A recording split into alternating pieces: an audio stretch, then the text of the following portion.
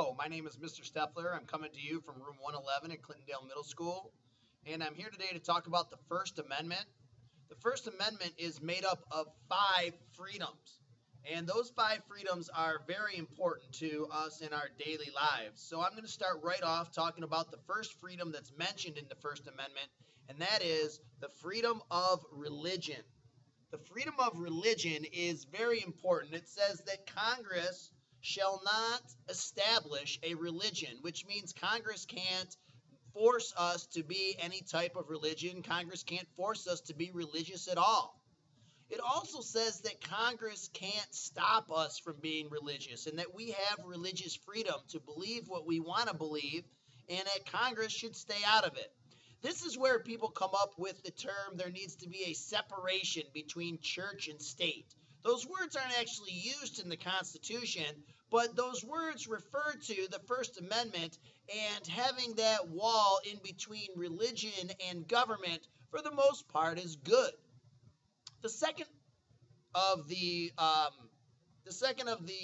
freedoms that we have in the First Amendment are the freedom of the press and the freedom of speech. The freedom of speech and the freedom of the press both talk about what is called the freedom of expression.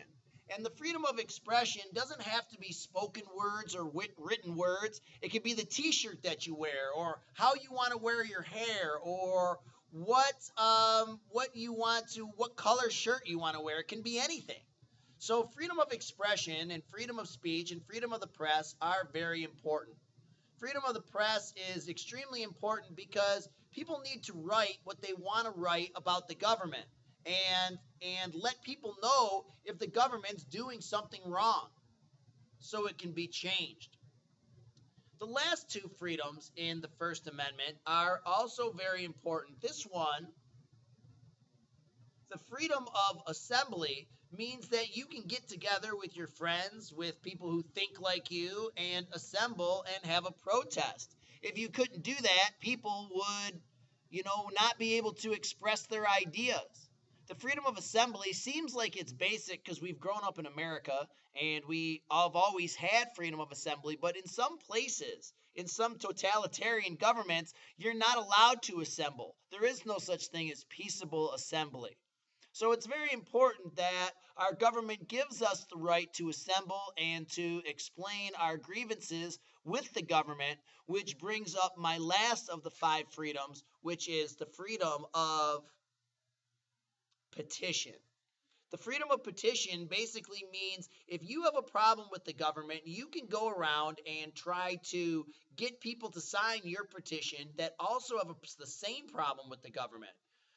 This is a very important freedom that you have. Petitions are very frequent. If you are a registered voter, you're asked to sign petitions all the time. And the freedom of petition, the freedom of assembly, especially the freedom of speech and the press and the freedom of religion are all freedoms that we take for granted. And we should never take these freedoms for granted. They're very important. There are 5 freedoms of the First Amendment. I appreciate that you were here to listen to me. Thank you. Oh, is there a panda on my head?